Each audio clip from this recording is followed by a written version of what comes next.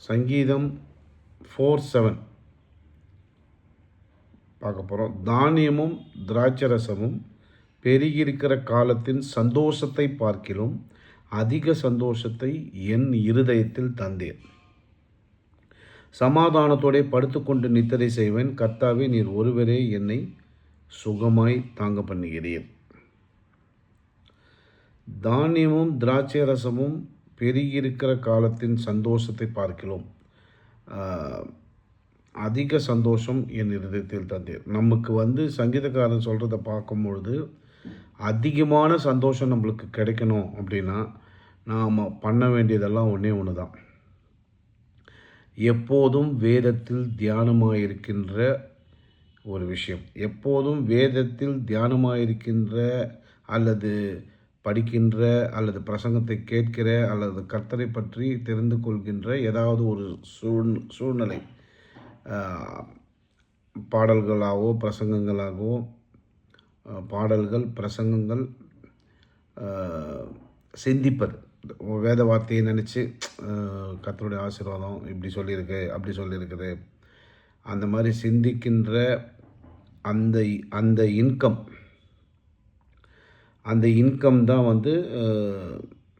அதிகமாக இருக்கும். அதாவது வேதத்தை தியானித்து அதனால் வரக்கூடிய சந்தோஷம், கர்த்தரை பற்றி தெரிந்து கொண்டு வரக்கூடிய சந்தோஷம் எதனுடைய அதிகமாக இருக்குமா? இன்கம் ஒரு 1000 பில்லியன் உங்கள் அக்கௌண்ட்டில் இருக்குது, இல்லைன்னா அம்பானிக்கு ஒரு ஸ்டெப்பு மேலே இருக்கீங்க.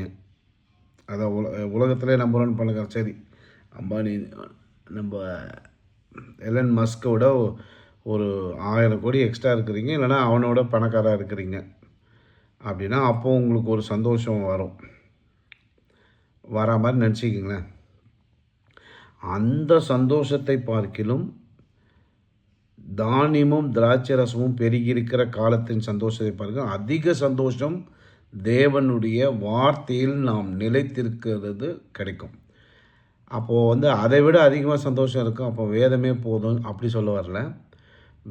வேத வார்த்தையினால் பெறுகின்ற சந்தோஷமே உண்மையான சந்தோஷம். அந்த சந்தோஷம் இருந்தால் நீங்கள் வேர்ல்டு நம்பர் 1 ஆகலாம். வேர்ல்டு நம்பர் 1 நீங்கள் ஆனீங்கன்னா, கிறிஸ்தவர்களிடம் அடிக்கடி சொல்கிறது, கிறிஸ்தவர்களிடம் பணம் இருந்தால் கண்டிப்பாக அது ஊழியத்துக்கென்று பயன்படும். வேத வார்த்தையை வெளிச்சம் போட்டு காண்பிக்க, இருளில் இருக்கின்ற மக்களுக்கு வெளிச்சத்தை ஏற்படுத்தக்கூடிய எலக்ட்ரிசிட்டி போன்ற கருவியை பயன்படுத்தி வேத வெளிச்சத்தை, வேத வார்த்தையை தியானிப்பதற்கும் தேவனை பற்றி சிந்திப்பதற்காகவும் அவர்களுடைய காணிக்கையும் அவர்களுடைய இன்வால்மெண்ட்டும் அவர்களுடைய டார்கெட்டும். ஒரு பெரிய மல்டி மில்லியனர் வேர்ல்டில் நம்பர் 1 பணக்கார ஒருத்தரை போய் கேட்டிங்க, உங்களுக்கு என்ன அடுத்த டார்கெட்னா, இப்போ 1000 கோடி இருக்கேன், நான் 10,000 கோடி பண்ணணும், அந்த மாதிரி தான் சொல்லுவாங்களே போல. ஒரு வேர்ல்டு நம்பர் 1 சிஸ்டரையோ பிரதரையோ போய் கர்த்தருக்குள்ள வேர்ல்டு நம்பர் 1 இருக்கக்கூடிய ஒரு சிஸ்டரையும் கர்த்தருக்குள்ள வேர்ல்டு நம்பராக இருக்கக்கூடிய ஒரு பிரதரையும் போய் நீங்கள் பேட்டி எடுக்கும் பொழுது அந்த இடத்துல என்ன மகிமைப்படும்? ஏங்க, எல்லாம் தேவன் கொடுத்ததுங்க. நான் 10,000 ரூபா சம்பளத்துக்கு கூட தகுதி இல்லை, ஆனால் நான் இன்றைக்கி வேர்ல்டு நம்பர் 1 இருக்கேன்னா அதுக்கு ஒரே ஒரு காரணம், அவர் ஒருவரே ஏசப்பாவே மட்டும்தான் அப்படின்னு சாட்சி சொல்லுவான். சாட்சி சொல்லும்போது தேவனே தெரியாதவனும் என்ன பண்ணுவான், ஏதோ ஏசப்பான்னு சொல்கிறாங்களேன்ட்டு ஒரு விசை, ஒரு செகண்ட் தேவனை பற்றி தெரிந்து கொள்வதற்கான ஒரு சூழ்நிலையாக அது அமையுமானால், அப்படி அமையலனாலும் கிறிஸ்தவர்களிடத்தில் இருக்கக்கூடிய பணமானது வேத வார்த்தையை உலகிற்கு சொல்வதற்காகவும் ஊழியத்தை திறன்பட செய்யவும் பயன்படும். ஸோ அதனால தான் தானியமும் திராட்சரசமும் பெருகியிருக்கிற காலம், அதாவது இன்கம் சிம்பிளாக அதை ஒரு இன்றைக்கி இருக்கிற ஸ்டேட்டஸில் தானியமும் திராட்சரசமும் கொஞ்சம் கன்ஃபியூஷனாக இருக்கும். இன்கம் எவ்வளோ பெரிய இன்கம் உங்களுக்கு இருந்தாலும் அதிகமான சந்தோஷத்தை ஏசப்பா தராரு. அந்த சந்தோஷம் இருக்கும் பொழுது ஆட்டோமேட்டிக்காக இன்கம் வரும். அங்கே தான் நம்ம ட்விஸ்ட்டே. பணத்தை விட ஏசப்பாவினுடைய அன்பு தான் வந்து சந்தோஷத்தை தரும். அவருடைய ஆவியோ அவருடைய வார்த்தை தான் நம்மளுக்கு சந்தோஷத்தை தரும். ஆமாம், அதனால் பணம் வேணாம் அப்படி அங்கத்தில் எடிட் பண்ணிவிடுவாங்க. இல்லை,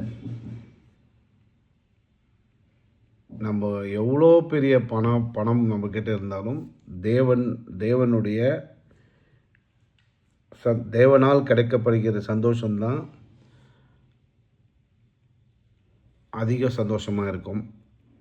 அந்த அதிக சந்தோஷத்தும் நம்ம கையில் இருந்துச்சுன்னா ஆட்டோமேட்டிக்காக பணம் வந்துடும். ஆட்டோமேட்டிக்காக பணம் வந்துச்சுன்னா நம்ம ஊழியத்துக்கென்று நாம் என்ன பண்ணுவோம்? பணத்தை செலவிடுவோம். தவறி போய் இயேசுவை பற்றி தெரியாத ஒரு இடத்துல பணம் இருக்குமே ஆனால் அவர்கள் என்ன பண்ணுவாங்க? அது எல்லாருக்கும் தெரியாது. தேவனுடைய நாமத்தை எந்த இடத்துலையுமே பயன்படாமல் அவர்களுக்கு தெரிந்த விக்கிரக ஆராதனையோ அல்லது மற்ற அவங்க சமயத்தை சேர்ந்த ஒரு விஷயத்தையோ அவர்கள் செய்து கொண்டிருப்பார்கள். அதனால் இந்த வசனம் படிக்கும்போது நம்மளுக்கு என்ன தோணுதுன்னா, 4:7 சங்கீதம் 4:7 தானியமும் திராட்சை ரசமும் பெருகியிருக்கிற காலத்தை சந்தோஷத்தை பார்க்கிலும் அதிக சந்தோஷத்தை என் இருதயத்தில் தந்தீர். சமாதானத்தோடே படுத்துக்கொண்டு 4:8 சமாதானத்தோடே படுத்துக்கொண்டு நித்திரை செய்வேன். கர்த்தாவே நீர் ஒருவரே என்னை சுகமாய் தாங்க பண்ணுகிறேன். அடாடா, டுவெல் இன் சேஃப்டி. இங்கிலீஷில் அப்பா, only make us to me dwell in safety. நீர் ஒருவரே என்னை சுகமாய் தாங்க பண்ணுகிறேன். கர்த்தர் மட்டும்தான், அவருடைய வார்த்தையினாலும் அவரை விசுவாசிக்கிறவனுக்கு மட்டும்தான் சந்தோஷம் இருக்க முடியும். கர்த்தருடைய சந்தோஷத்தை பெற்றுக்கொண்டவன் எவனும் ஏழ்மையாக இருக்க முடியாது, இருக்கக்கூடாது. எவன் ஒருவன் ஏழ்மைத்தனத்திலே அடுத்த வேலை சோத்துக்கே கஷ்டப்படுறான், ஆனால் நான் கிறிஸ்துவுக்குள்ளே இருக்கிறேன்னு சொல்கிறானோ அவன் தசமபாகம் போடவில்லை. இடங்கொள்ளாமல் போகும் மட்டுமான ஆசீர்வாதத்தை அவன் பெற்றுக்கொள்ள முயற்சியே செய்யவில்லை.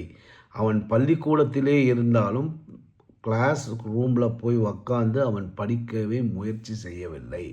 அவன் இருப்பதே ஸ்கூலில், ஆனால் கிளாஸ் ரூமில் வாத்தியார் எடுக்கின்ற பாடத்தை அவன் அட்டன் பண்ணி அதை ரெஃபரன்ஸ் பண்ணி அதை லேர்ன் பண்ணி அதுக்கப்புறமா எக்ஸாம் எழுதி மார்க் வாங்கி அதன் மூலியமாக தெரிந்து கொள்ளுதலை அவன் தெரிஞ்சுக்கிறான். லேர்ன் பண்ணக்கூடிய ஒரு விஷயமே இல்லாமல் நான் ஸ்கூலிலே இருக்கிறேன், தேவன் என்னை ஆசீர்வதிப்பாராக அப்படின்னு கிறிஸ்துவுக்குள் இருப்பான். உண்மையான விசுவாசி அருமையாக ஜெபம் பண்ணுவாங்க. எல்லாருக்காகவும் ஜெபம் பண்ணுவாங்க. கெட்டது செய்ய மாட்டாங்க. ஒருவருக்கும் தீமை செய்ய மாட்டாங்க.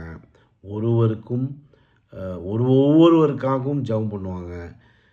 யாருடைய பணத்துக்கும் ஆசைப்பட மாட்டாங்க. ஆனால் தேவன் கொடுக்குற பணத்தை வாங்க மாட்டாங்க. தசமபாகம் கொடுக்கும் பொழுது என்ன நடக்கும்? தசமபாகம் கொடுக்கும் பொழுது தேவ ஆவி தேவனை முதலாவதாக வைத்ததற்கான ஒரு அடையாளமாக தேவனே இது ஒரு அடையாளம்னு சொல்கிறார். சோதித்து பாருங்கன்னு சொல்கிறார். மல்கியா 3:10 நாளையத்தில் ஆகாரம் உண்டாயிருக்கும்படி தசமபாகங்கள்லாம் பண்டசாலைகளை கொண்டு வாருங்கள், அப்போது வானத்தின் பலகணிகளை திறந்து இடம் கொள்ளாமல் போக மட்டும் என்று, அதனால் என்னை சோதித்து பாருங்கள் சோதித்து பார்க்கக்கூடிய தசமபாகத்தை ஒரு வியாபாரியோ ஒரு கிறிஸ்தவர்களோ முயற்சி செய்யாமல் என்ன பண்ணிடுறாங்க? அந்த இடத்துல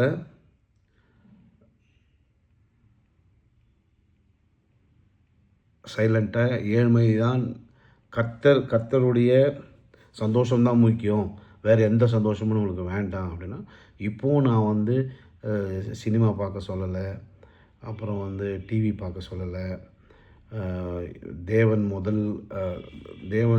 இல்லாமல் மற்ற விஷயங்களை எதுவுமே நம்ம டிஸ்கஸ் பண்ணல. தேவனை உலகிற்கு ஊழியம் என்கின்ற பாதையிலே எடுத்து செல்வதற்கு நாம் வேர்ல்டு நம்பர் 1 இருக்க வேண்டும். உதாரணத்திற்கு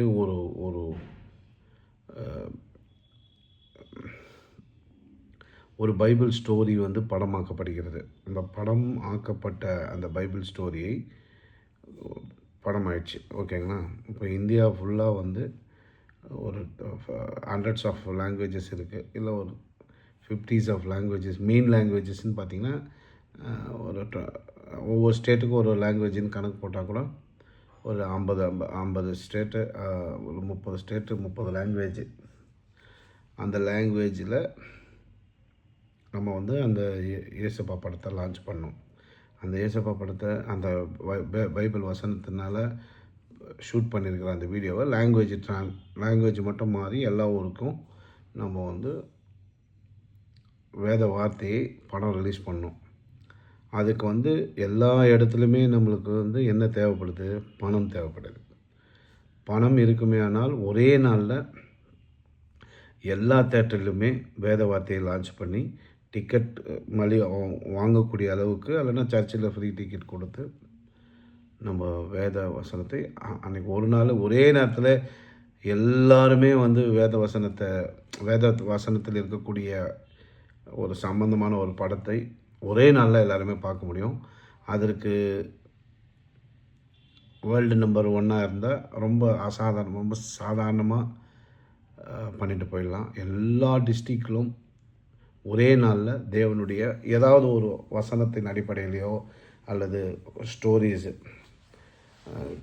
கெட்ட மகன் அந்த மாதிரி ஸ்டோரிஸை பேஸ் பண்ணியோ அல்லது சாங்ஸு, அப்புறம் இன்றைக்கி இருக்கிற இளைஞர்களுக்கு தேவையான வசனத்தினுடைய ரெஃபரன்ஸோடு ஒரு மூவி. அந்த படத்தை பார்த்து முடித்தோன்னு சொன்னால் வேத வார்த்தை மகிமைப்பட வேண்டும். தேவனை பற்றி அறிதல் இன்னும் கொஞ்சம் கம்ஃபர்டபுளாக ஆக்கி தரணும். அதனால தான் இப்போது சினிமாஸெல்லாம் பார்த்தீங்கன்னா குடி, சிகரெட்டு, ஒரு காதல் தோல்வி வந்ததுன்னா உடனே ஃபைனலாக வந்து ஒரு குடிக்கிற மாதிரியான ஒரு சீனை க்ரியேட் பண்ணி அந்த குடியிலேருந்து அதுக்கப்புறமா அவன் திருந்துற மாதிரி, அதுக்கப்புறமா அந்த லவ் பண்ண பொண்ணு கல்யாணம் பண்ணுற மாதிரியான ஒரு சூழ்நிலையை, சோகம் என்றால் ஆல்கஹால் அப்படின்ற மாதிரி ஃபைனலாக பார்க்குற யங்ஸ்டர்ஸ் மத்தியில் மனசில் போயிடும். கண்டிப்பாக தேங்காய் மரத்துலேருந்து தேங்காய் வர்றது போல் அந்த படத்தை பார்க்கிற ஒவ்வொருவருக்கும் 80% அல்லது 95% அந்த குடிப்பதற்கான ஒரு சூழ்நிலையை அந்த திரைப்படம் உருவாக்கி அந்த பர்சனுடைய வாழ்க்கையே ரோடு இருக்கும், ஆனால் எங்கே போகிறோன்னு தெரியாமல் போவாங்க. ஸோ அந்த மாதிரியான ஒரு சூழ்நிலையில் இது எல்லாருக்கிட்டேயும் வந்து மணி கிறிஸ்தவர்களிடத்திலிருந்து இருக்கக்கூடிய கிறிஸ்தவர்களில் எல்லாருக்கிட்டையும் பணம் இருந்தால் அவர்கள் ஊழியம் செய்வார்களே என்பது பேஸ் பண்ணி தான் இந்த வசனத்தை நான் பார்க்குறேன். தானியமும் திராட்சை ரசமும் பெருகி இருக்கிற காலத்தின் சந்தோஷத்தை பார்த்தீங்கன்னா அதிக சந்தோஷம் எங்கள் இருதயத்தில் தந்தீர் அப்படின்னு போட்டிருக்கு. எல்லாத்தை விட மேலானது வேத வார்த்தையினால் தேவன்கிட்டேருந்து நாம் பெறக்கூடிய சந்தோஷம். அந்த சந்தோஷத்தை பெற்று தசம பாகம் போட்டு அதில் ஏர்ன் பண்ணக்கூடிய பணத்தை வைத்து இன்னொரு ஊழியத்தை, இன்னொரு வேத வார்த்தையை இன்னொரு சாட்சியாகவும் அல்லது தேவனை பற்றி அறியாதவர்களுக்கு ஊழியம் செய்வதற்கான ஒரு வாய்ப்பாக தான் நம்ம மாற்றிக்கொள்ளணும். நம்ம கிட்ட இருக்கிற பணத்தை விட தேவனுடைய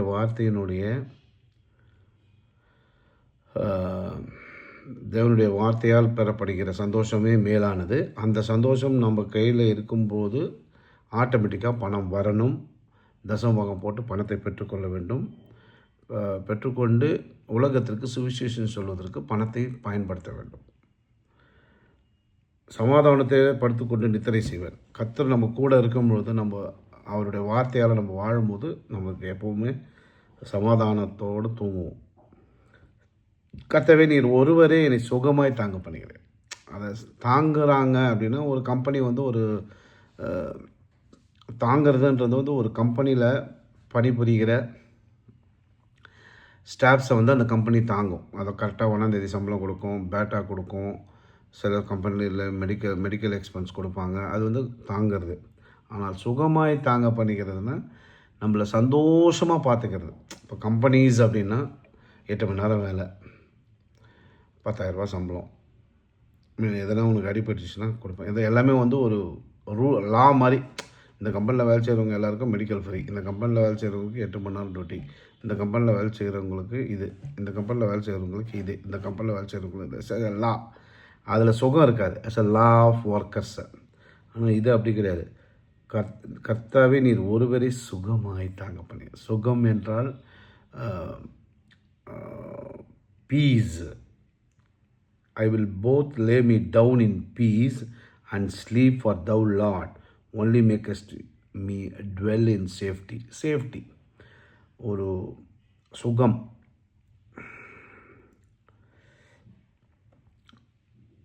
தேவனுடைய தேவன் நம்மளை பாதுகாக்கிறார்னா அதில் ஒரு சுகம் இருக்கும். அதுதான் இங்கே சொல்கிறாங்க.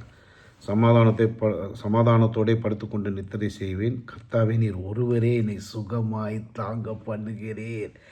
கர்த்தர் வந்து நம்மளை சுகமாய் தாங்க பண்ணுகிறார்.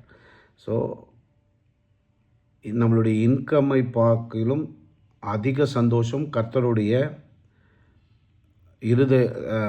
நம்ம அதிக சந்தோஷம் தேவனிடத்திலிருந்து நம்ம பெற்றுக்கொள்ளலாம். அதை பெற்றுக்கொள்ளும் பொழுது ஆட்டோமேட்டிக்காக இன்கம் வரணும். அதான் கான்செப்ட். அப்புறம் வந்து கர்த்தாவே நம்ம தூங்கும் போதும் சமாதானத்தோட கர்த்தர் நமக்கு நித்திரை தருவார். நம்மளை சுகமாய் தாங்க பண்ணுகிறார். ஒரு டேடி ஒரு மகனை பாதுகாப்பதற்கும், கர்த்தர் நம்மை பாதுகாப்பதற்கும், நம்மை தாங்குவதற்கும், ஒரு டேடி தன்னுடைய மகனை தாங்குவதற்கும் கர்த்தர் நம்மளை தாங்குவதற்கும் உள்ள டிஃப்ரென்ஸ் என்னென்னா, ஒரு அப்பாவுக்கு வந்து 5 பிள்ளைங்க இருக்காங்கன்னா 5 பிள்ளைங்களுக்கும் இவனுக்கு ஸ்கூல் ஃபீஸ் கட்ட, இவனுக்கு டியூஷன் ஃபீஸ் கட்ட, இவனுக்கு இதை போட்டு, இவன் படிக்க மாட்டான், ஒவ்வொருத்தருக்கும் பல வகையான தாங்குவார். அதாவது இப்போ எல்கேஜி படிக்கிறான்னா அவனுக்கு 1000 ரூபா ஃபீஸு, 5th படிக்கிறான்னா அவனுக்கு 2500 ஃபீஸ். அந்த மாதிரி டிஃப்ரென்ஸ் இருக்கும். தாங்குவார். ஆனால் சுகமாய் பண்ணுவாரான்னு பார்த்தீங்கன்னா, எங்கே சார் அதை வர்றது வாய்க்கு வருது, வயிற்றுக்கு போகுது, அது கரிச்சு கொட்டி தாங்குவாங்க. அப்படி இல்லாமல் சுகமாய் ரொம்ப சந்தோஷத்தோடு நம்மளை தாங்குவார், நம்மளை பாதுகாப்பார். எனவே அதுதான் வந்து இந்த சங்கீதம் 4:7 4:8 அருமையான ஒரு புரிதலை இப்போ நம்ம டிஸ்கஸ் பண்ணோம். மீண்டும் அடுத்த சங்கீதம் பார்க்கலாம். 5 பார்க்கலாம். சங்கீதம் 5. சரி, இதை பேஸ் பண்ணி ஒரு ஜெபம் பண்ணிடலாம். ஆமாண்டவரே, தானியமும் திராட்சை ரசமும் பெருகி இருக்கிற காலத்தின் சந்தோஷத்தை பார்க்கிறோம். இந்த உலகத்தில் இருக்கக்கூடிய எல்லா சந்தோஷத்தை பார்க்கிலும் உம்முடைய சந்தோஷம்தான், உம்மால் பெறப்படுகிற, அன்பினால் பெறப்படுகிற சந்தோஷம், அன்பினால் பெறப்படுகிற நீதி, அன்பினால் பெறப்படுகிற வாழ்க்கை, உங்கள் அன்பினால் பெறப்படுகிற விசுவாசம், உங்கள் அன்பினால் பெறப்படுகிற சந்தோஷம் எல்லாமே வந்து பார்த்திங்கன்னா அதெல்லாம் விட உலகத்தால் பெறப்படுகிற சந்தோஷத்தை பார்க்கலாம் அன்பினால் பெறப்படுகிற சந்தோஷமே எங்களுக்கு பெஸ்ட்டாக இருக்கும். There is no compromise, there is no choice. தேவனால் பெறப்படுகிற சந்தோஷம் மட்டும்தான் உண்மையான சந்தோஷம். அதுக்கு second option, third option, fourth ஆப்ஷன்லாம் கிடையாது. ஃபோர் ஆன்சர்ஸ் கொடுத்துட்டு அதில் ஒன்று பிக் பண்ண சொல்லுவாங்க. ஆனால் நம்மளுக்கு உண்மையான சந்தோஷம் வேணும்னா அதில் பிக் பண்ணக்கூடிய 4 ஆன்சருமே கர்த்தர் கர்த்தர் கர்த்தர் கர்த்தர். எதை எப்படி பிக் பண்ணாலும் கர்த்தரால் பெற்றுக்கொள்ளக்கூடிய சந்தோஷமே சிறந்தது. அதை விட்ட வேறு வழியே இல்லை அப்படி சொல்லலாம். ஆமாண்டவரே, அதே மாதிரி சமாதானத்தினை படுத்துக்கொண்டு நித்திரை செய்ய பண்ணுங்க. கர்த்தாவே, நீர் ஒருவரே என்னை சுகமாய் தாங்க பண்ணுகிறீர். கர்த்தாவே, ஆம் கர்த்தாவே, இந்த சங்கீதம் 4:7 4:8 தியானிக்க எங்களுக்கு ஒரு வாய்ப்பை தந்து அதை பற்றிய சிந்தனையை பதிவு செய்ய பதிவு செய்யப்பட்டதுக்காக உமக்கு கோடான கொடி ஸ்தோத்திரம். ஒவ்வொரு நாளும் எங்கள் கூடவே இருந்து எங்களை பாதுகாக்கிற எங்கள் ஆண்டவராகிய இயேசு கிறிஸ்துவுக்கு கோடான கொடி ஸ்தோத்திரம். ஆமென்.